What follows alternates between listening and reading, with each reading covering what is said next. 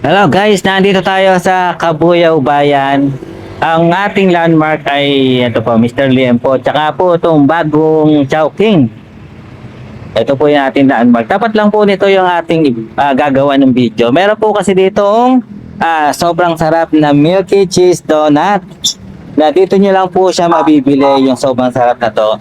Kung mapapadpad po kayo dito or mapapadaan sa Cabuyao, huwag nyo pong kalimutan guys na dumaan dito at tikman ang milky cheese donut.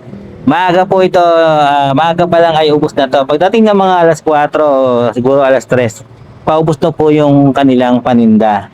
Kaya po guys, pasintabi po sa mga taga Cabuyao na taga rito dahil ito po ay yung video na to ay para po sa mga hindi po nakakaalam or sa mga dayo po or mga mapapadaan lang dito ng mga rider na nagra-rides na gustong matikman itong milky cheese donut. Dito lang po yan sa Cabuyao Bayan. Ayan po ang papuntang Katapatan. Dito po ay papuntang Balibago. Tatawid po tayo at titikman natin yung milky cheese donut nila dito. Mura lang naman siya at talagang solid sa sarap. Hindi po kayo mapapahiya dito. Maniwala po kayo guys, talagang solid po sa sobrang sarap ng milky cheese donut dito. Ang halaga po nila ay 14 pesos only. Isa nga pong milky cheese donut.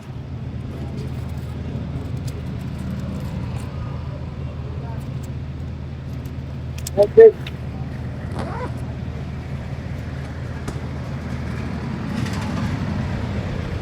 Ito po ang itsura niya guys.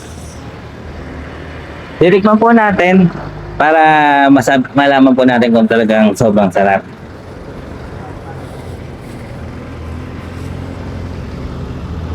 Wala pong panama dito yung ibang cheese donut na natikman ko. Ito po talaga, napakasarap talaga nito.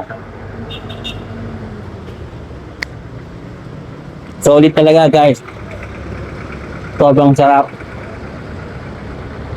Panalo. Yeah guys, dito lang po yan. Marami pa rin po sila mga choices. Pero sobrang sikat po talaga dito ang milky cheese donut. Meron din po silang ibang order. Ayun. Pinokmani, ang sarap din po niya. Dato ron.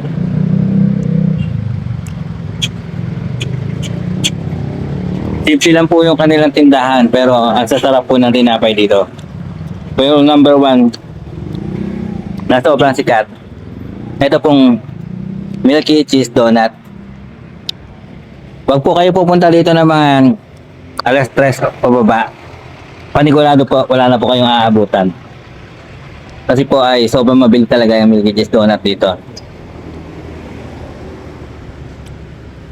O ayan guys, mga dadayo po o mapapadaan ng Cabuyao, huwag niyong kalimutan na dumaan po dito kung kayo po ay nagkikrave ng masarap na milky cheese donut sa inyong na merienda.